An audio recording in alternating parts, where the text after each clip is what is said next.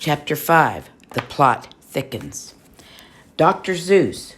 Those were Natalie's first words to Zoe on Friday, whispered during the morning meeting. When Natalie had discovered that Theodore Geisel was the real name of Dr. Seuss, at first she didn't see Zoe's point. She thought about it on the bus ride home Thursday and then went off on an all-night. By Friday morning, Natalie had a pretty good idea why Zoe had made her learn about Ted Geisel. But as the morning meeting ended and they headed toward the science room, Natalie pretended she didn't have a clue. That way Zoe could explain everything. Natalie knew that was what Zoe had always preferred. "So, do you get it?" asked Zoe. Natalie looked at her blankly. "Get what?" "The idea. Ted Geisel. Dr. Seuss," prompted Zoe. "You can get your book published by using a different name. That way your mom won't know it's you. She reads, she likes, she publishes. Great idea, right? You get to pick a phony name." Natalie paused a few seconds, then said, "You mean I get to lie to my mom, right?"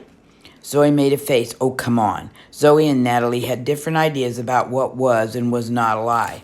Natalie always got the best results with the whole truth.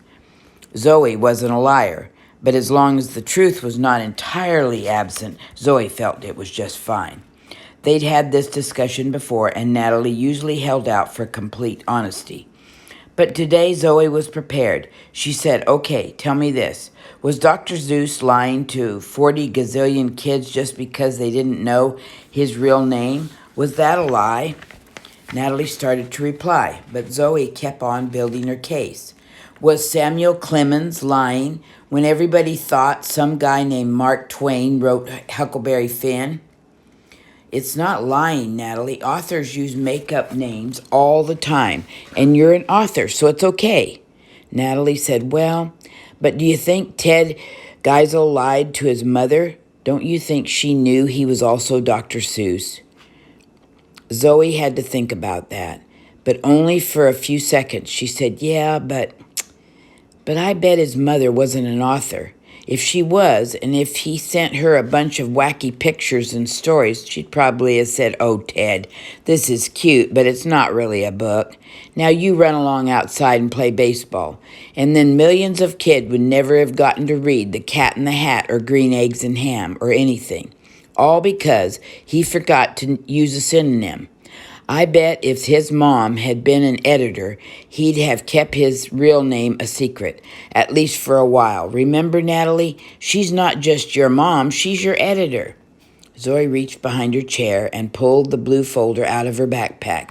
She handed it to Natalie and said, "Here, I stayed up until 11 last night to read it. It's great, even better than I thought it would be, and I can't wait until it's finished. It's going to make a great book."